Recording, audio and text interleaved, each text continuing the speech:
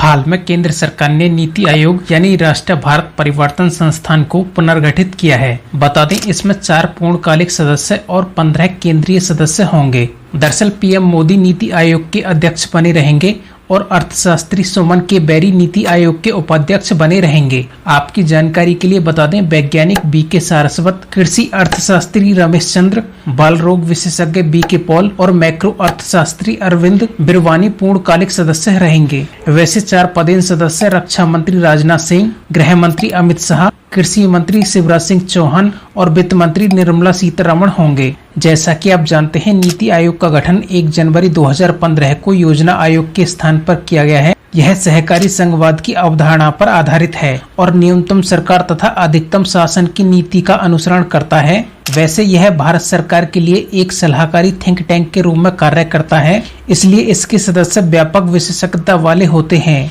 ध्यान रहे, इसके पास नीतियों को लागू करने का अधिकार नहीं है, इसके पास धन आवंटन का भी अधिकार नहीं है। अगर नीति आयोग के उद्देश्यों की बात करें तो राज्यों के साथ सतत आधार पर विकास समर्थन पहलों और प्रशासनिक तंत्र के माध्यम से सरकारी संघवाद को बढ़ावा देना है। इसके साथ ही मजबूत राज्यों के साथ एक मजबूत राष्ट्र का निर्माण करना है। ग्राम स्तर पर पर्यावरण अनुकूल परियोजना तैयार करने के लिए मजबूत तंत्र विकसित करना और इन्हें सरकार के प्रशासन के उच्च स्तर पर एकीकृत करना है। समाज के उन वर्गों पर विशेष ध्यान देना जो आर्थिक प्रगति से पर्याप्त लाभ न मिलने की जोखिम में हैं। प्रमुख हितधारकों और राष्ट्रीय एवं अंतर्राष्ट्रीय समान विचारधारा वाले थिंक टैंक के साथ साथ शैक्षिक और नीति अनुसंधान संस्थानों के बीच साझेदारी को प्रोत्साहित करना और सलाह प्रदान करना है। राष्ट्रीय और अंतर्राष्ट्रीय विशेषज्ञों, अन्य भागीदारों के सहयोगी समुदाय के माध्यम से ज्ञान, नवाचार और उद्यमशीलता सहायता प्रणाली का निर्माण करना। नीति आयोग द्वारा शुरू की गई पहल इस प्रकार है: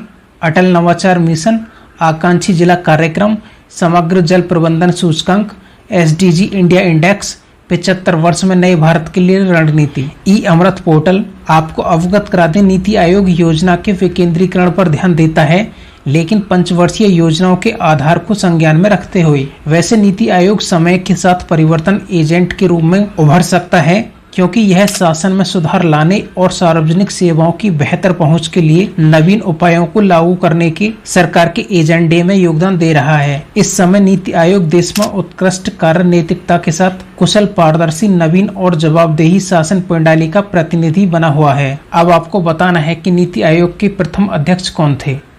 आपको यह वीडियो सीरीज कैसी लगी? आप HP सोलंकी स्टडी को लाइक, शेयर और सब्सक्राइब कर सकते हैं।